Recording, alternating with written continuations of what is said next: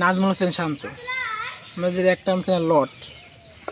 তার উপর আমার মেজাজটা তো এত পরিমাণ গরম হইতে আছে ধারণার বাইরে। সে প্রতিটা ম্যাচে এই যে 1 হইতে 7টা যে ম্যাচ হয়েছে, ম্যাচের ভিতরে কয়টা ম্যাচ সে ভালো খেলছে? খালি 1, 3, 5 এরম এই গড়ে যাই আউট হইতে আছে। এর চাইতে ভালো প্লেয়ার আছে না? নাজমুল হোসেন শান্তর জায়গা আরিফুল আছে না? তারপর ওই লর্ডের কেন চান্স দেওয়া হবে? ওপেনার নাই, দাওয়াত মালান ওপেনিংয়ে নাই। তাহলে নাজমুল হোসেন শান্তর লর্ডের কেন কিরফেন নেই? এই জায়গাটা নামাইতেছে। এই আরিফুল আছে আন্ডার 19 ভালো খেলোয়াড়, মাথা আসে না। টিম ম্যানেজমেন্টের উপর কোনো দায়িত্ববোধ নাই, কিছু নাই।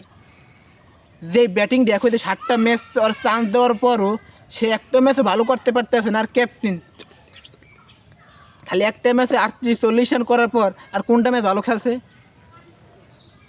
ফর্ম তো আইতেই আছে না, আর ম্যাচের পর ম্যাচ চান্স দিতে তো পারফরমেন্স আইতে রান করতে পারতেছে না। তাহলে কি কালকে এই ম্যাচটা হচ্ছে মাত্র 2 রান হয়ে শেষ।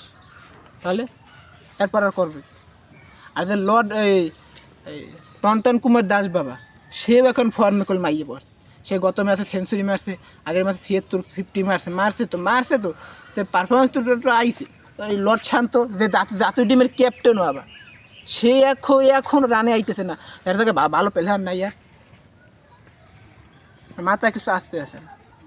তাকে ম্যাচের পর ম্যাচ চান্স দেওয়া হচ্ছে কেন? মানে আরিফুল আছে, প্রীতম কুমার দাস আছে। এখন আমার মতামতে পরের ম্যাচে বরিশালের টিম ম্যানেজমেন্টের দায়িত্বের আবদার, পরের ম্যাচে নাজমুল হোসেন শান্তকে বইয়ে ভালো একটা প্লেয়ার, কারণ ওই জায়গাটা নাজমুল হোসেন শান্ত জায়গাটা চান্স পায়। ধন্যবাদ।